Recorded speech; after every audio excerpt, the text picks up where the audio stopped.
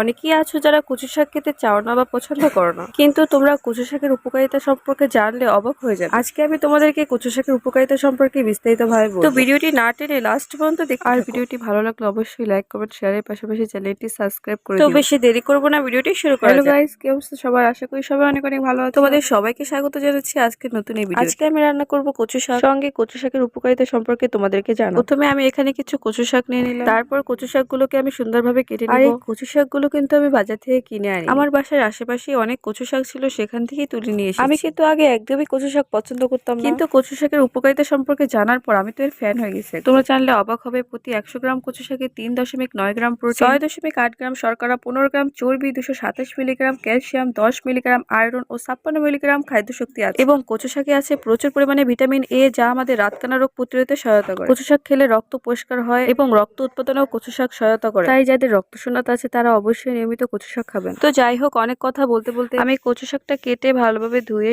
চুলায় সেদ্ধ করার জন্য বসিয়ে দিয়েছি। কচু শাকটা কিন্তু খুব ভালোভাবে সিদ্ধ হয়ে গিয়েছে, এখন রান্না করার পালা। কচু শাক রান্না করার জন্য আমি এখানে পর্যাপ্ত পরিমাণে পেঁয়াজ, কাঁচামরিচ, রসুন সবকিছু কেটে নিব। কচু শাক কিন্তু বিভিন্ন ভাবে রান্না করা যায়, চিংড়ি মাছ বা এমনিও কচু শাক রান্না করে খাওয়া যায়। মূলত রান্নাটা মজা হওয়ার বিষয়, আপনি যত ভালোভাবে রান্না করবেন তত কিন্তু তরকারিটা স্বাদ হবে। তো যাই হোক, আমি কিন্তু কথা বলতে বলতে পেঁয়াজ, কাঁচামরিচ কেটে নিয়ে এবার রসুনগুলো থেতো করার পালা। আপনারা চাইলে শিলপাটায় থেতো করতে পারেন রসুনগুলো। আমি সময় স্বল্পতার কারণে ছুরির নিচের অংশটা দিয়ে রসুনগুলো থেতো করে নিচ্ছি, তাতেও দেখছি ভালোভাবে হচ্ছে না, তাই ছুরি দিয়ে রসুনগুলো ভালোভাবে কুচি কুচি করে নিচ্ছি। আর কচু শাকের ভিতরে রসুন থেতো করে দিলেই বেশি ভালো লাগে খেতে। রসুনগুলো খুব সুন্দরভাবে থেতো হয়ে গিয়েছে, এখন আমি একটা বাটিতে তুলে নিব। পেঁয়াজ, কাঁচামরিচ, রসুন সব আমি একটা বাটিতে তুলে নিলাম। আর আজকে আমি এই কচু শাকটা রান্না করব গরুর চর্বি দিয়ে। তোমরা চাইলে এখানে মাছ দিয়েও করতে পারো। ফ্রিজ থেকে বের করে চর্বিগুলো খুব ভালোভাবে পরিষ্কার করে নিয়েছি। চুলায় একটা কড়াই বসিয়ে দিয়েছি, কড়াইটা গরম হয়ে গেলে কিছুটা তেল দিয়ে চর্বিগুলো দিয়ে দিই, সামান্য হলুদ দিয়ে চর্বিগুলো একটু নেড়ে চেড়ে নিব। এখন কিন্তু চর্বি থেকে তেল বের হয়ে গিয়েছে, এখন পেঁয়াজ, কাঁচামরিচ দিয়ে ভালোভাবে নেড়ে চেড়ে নিব। তারপর কিছুটা রসুন কুচি দিয়ে ভালোভাবে ভেজে নিতে হবে, যাতে করে পেঁয়াজ রসুনের পাশাপাশি এই চর্বিগুলো খুব ভালোভাবে সিদ্ধ হয়ে যায়। আর গরুর তেল দিয়ে এই কচু শাকটা রান্না করলে অনেক বেশি টেস্টি হয়। আপনারা অবশ্যই গরুর চর্বি দিয়ে কচু শাক বাসায় একবার হলেও ট্রাই করে দেখুন। তো যাই হোক, তারপর আমি একটা তেজপাতা ছিঁড়ে দিয়ে দিলাম মশলার ভিতরে। তেজপাতা দিলে মশলার ফ্লেভারটা অনেক ভালো। তো আমার মশলাটা কিন্তু ভাজা ভাজা হয়ে গেছে,